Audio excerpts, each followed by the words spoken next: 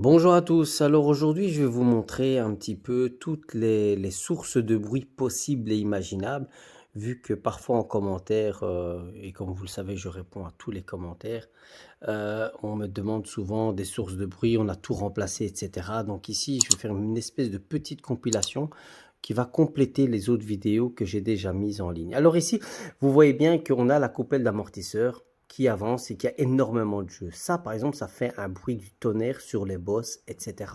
Donc, comment j'ai pu diagnostiquer ça? C'est simple. J'ouvre le capot et j'avance et je recule les véhicules. Le plus important, c'est de pouvoir comparer le côté gauche avec le côté droit. Là, vous voyez bien que ça ne bouge pas à droite et ça bouge énormément à gauche. Là, la même chose, regardez, quand je pousse sur le véhicule, lorsque j'essaie de le faire rebondir, on voit bien qu'il y a énormément de jeu d'un côté et pas de l'autre. Une autre source de problème, c'est le ressort d'amortisseur. Vous pouvez voir là qu'il est complètement cassé et ça fait longtemps qu'il est cassé car on voit à son extrémité qu'il est rouillé. On voit le ressort, il est un petit peu incliné. Par contre, le côté droit, l'autre côté, il est à l'horizontale, on va dire. Et le côté défectueux, il est un petit peu incliné. Je ne sais pas si vous avez bien vu la différence.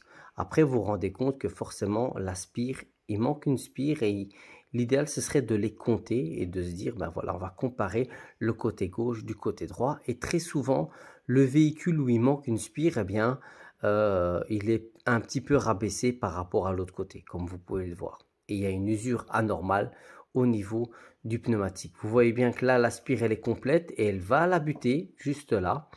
Et du côté qu'il est cassé, du côté où le ressort est cassé, eh bien, il n'est pas embuté. Il se retrouve un peu quelque part dans le vide. Voilà, on fait le tour, on va de l'autre côté. Et la butée, ben voilà, il est juste là, comme vous pouvez le voir. Donc là, c'est très facile à diagnostiquer un ressort cassé, un ressort de suspension. Voilà, très souvent un trou, un choc sur la route. Et vous avez certainement entendu un cling-clong. Et puis voilà, et puis vous vous demandez comment. Alors, il est possible d'aller vérifier, par exemple, des rotules de suspension en braquant les roues et une rotule de direction et en donnant des petits coups de volant comme ça à gauche à droite. C'est pas du tout évident. Le plus facile, bien évidemment, c'est de soulever la roue avec un cric et de jouer la roue à gauche à droite et vous allez voir facilement. Voilà, donc je bouge ma roue en mettant le cric et on voit facilement le triangle de suspension. Il y a du jeu, ok? Ça, c'est une bonne chose. On le voit la même chose quand on le met sur le côté. Alors là, vous voyez bien que la rotule, il y a du jeu. Une autre source de bruit sur les bosses, introuvable, ce sont les chapeaux, donc les CTC de barre stabilisatrice, les caoutchoucs de la barre stabilisatrice. Et là, ça fait un bruit du tonnerre. Pour les remplacer, c'est simple, ce sont des petits caoutchoucs qui coûtent 10-15 euros. C'est très rapide, c'est très facilement remplaçable. Vous voyez bien le jeu qu'il y a. Ça prend, enfin, très facile, ça dépend des modèles, bien évidemment. Il y a des modèles où il faut enlever le berceau, c'est une catastrophe. Alors, bien évidemment, on a des problèmes au niveau aussi de la géométrie, si elle est mal réglée, ok, on voit le volant qui ne revient pas, donc là aussi, il pourrait y avoir une source de bruit par là. Alors là, une rotule de direction, ça peut aussi faire du bruit, facilement diagnosticable en braquant les roues à gauche, à droite.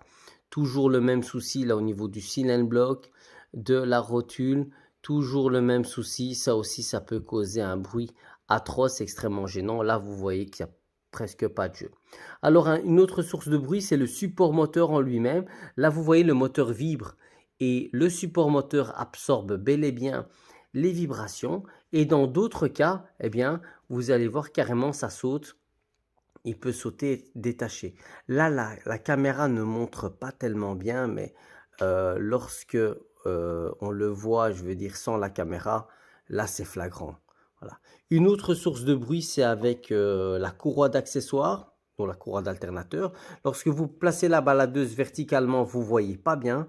Par contre, lorsque vous placez la baladeuse et la source lumineuse de manière horizontale, vous allez voir toutes les petites stries aussi bien à l'extérieur qu'à l'intérieur. Et là, vous allez voir que forcément, c'est assez flagrant.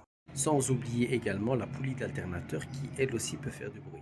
Là, je vais le voir en zoom du côté extérieur et de l'intérieur, la courroie est complètement craquelée et ça fait un bruit atroce lorsque vous allez accélérer et pas nécessairement sur les bosses. Donc vous voyez qu'au niveau des bruits, il y a énormément de choses. C'est très compliqué à déceler, surtout lorsque vous avez tout remplacé comme élément, de la suspension, les triangles, etc. C'est vraiment complexe au niveau des bruits, c'est pas facile. Alors une autre source de bruit, c'est bien évidemment au niveau des arbres de transmission, au niveau des cardans. Lorsque vous allez braquer à fond à gauche ou à droite, vous allez entendre un bruit très souvent au niveau des ronds-points ou lorsque vous allez braquer tout à fait à droite. Voilà. En tout cas, j'espère que cette vidéo vous a plu et je vous dis à très bientôt.